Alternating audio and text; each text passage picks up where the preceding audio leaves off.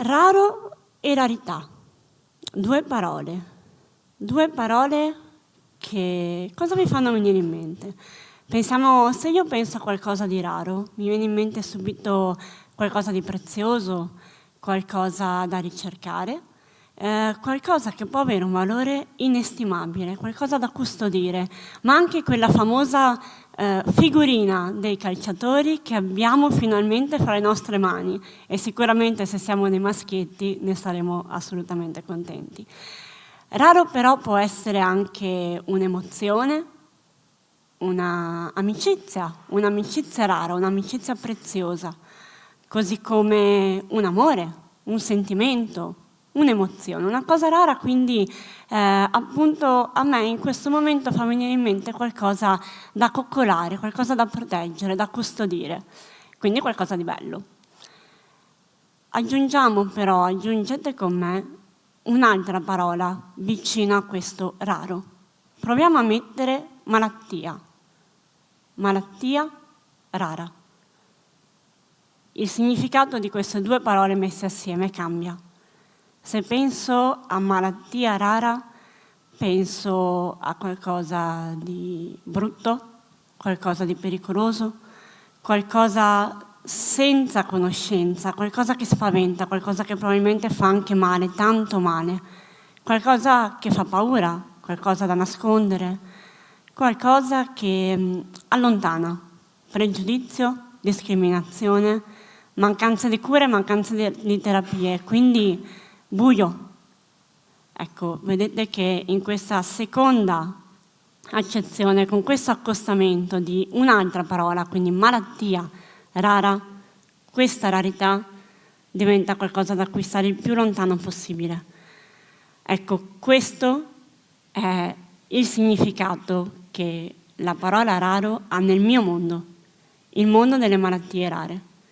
Io ho una malattia rara di origine genetica, la sindrome EEC, che nessuno conoscerà perché siamo 1 su 1 milione con questa patologia, sono davvero pochissimi. Ecco, quando io di solito dico alle persone che ho una malattia rara genetica, le reazioni possono essere due. O le persone scappano per paura, o molto raramente, e torniamo sempre nel nostro tema, si fermano e iniziano a chiedere, iniziano a domandare. E anche gli sguardi di queste due categorie di persone, quindi quelle che si fermano e quelle che si spaventano, sono diversi. Io questi sguardi ho imparato a conoscerli fin da piccolissima. Non giocare con quella bambina, stalle lontano, se no potrebbero caderti le dita. Mi raccomando, non toccarla, se no ti ammali anche tu. Signora, sua figlia ha 2 dita delle mani e 3 nei piedi. Mi dispiace, non sappiamo cosa farci, ma sono 80.000 lire per la visita. Diceva un medico, una specialista, a mia madre all'epoca, guardando la radiografia delle mie mani e dei miei piedi, capovolte, uno al contrario, uno sottosopra e uno al posto dell'altra.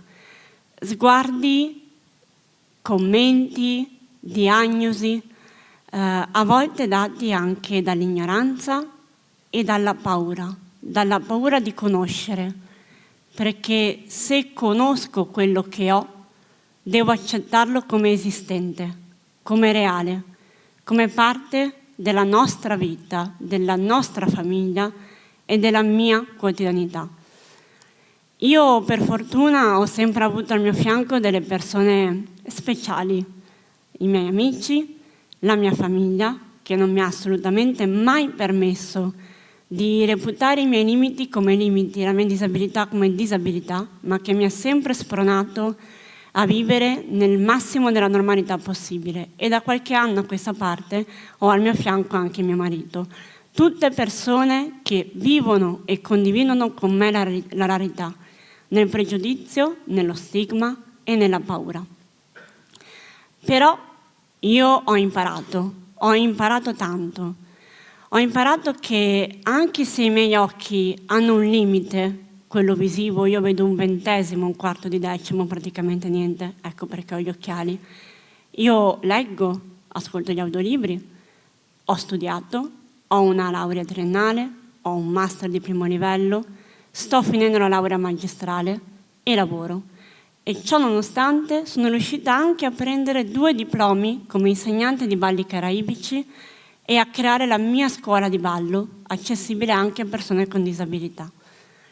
Ho imparato che nonostante le mie mani e i miei piedi abbiano un limite, potrebbero avere un limite, secondo la medicina ne hanno tanti di limiti, ne mancano parecchie di dita in queste foto, come vedete, eppure nonostante quello che potrebbe essere un limite, io cammino, io corro, io ballo, quando riesco porto i tacchi, io scrivo tantissimo, sono particolarmente vanitosa, quindi uso anche tantissimi anelli, bracciali, braccialetti, collane, tutto quello che può scintillare e luccicare.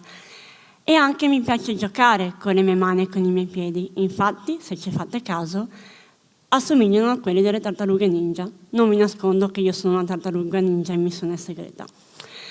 Ho anche imparato che nonostante il mio corpo non sudi, perché le mie ghiandole della sudorazione non funzionino, i miei capelli sono caduti precocemente, le mie mucose si irritino in un secondo. Se io esco da questa stanza potrei stare male. Se vado da Padova a Milano lo sento immediatamente, il mio corpo reagisce subito al cambio di ambiente.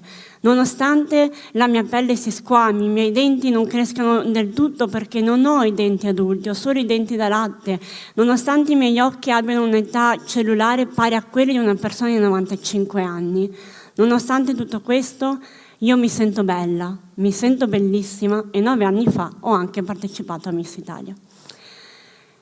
Quindi con tutte queste riflessioni, con tutte le cose che io ho imparato nella mia vita, mi viene e vorrei condividere anche con voi una domanda alla quale io non riesco a trovare una risposta ad oggi. Un perché.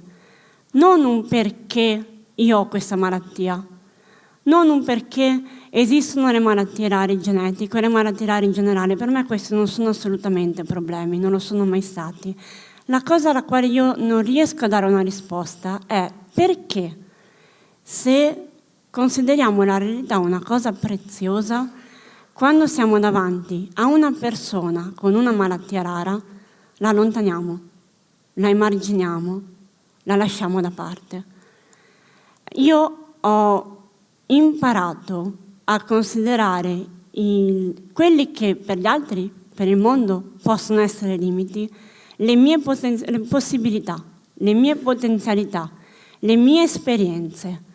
Io sono sicura che in ognuno di voi abbia, da qualche parte nascosto, la consapevolezza di quel qualcosa che lo rende speciale, che lo rende raro, perché se io sono rara per una malattia, sono altrettanto preziosa per quella rarità.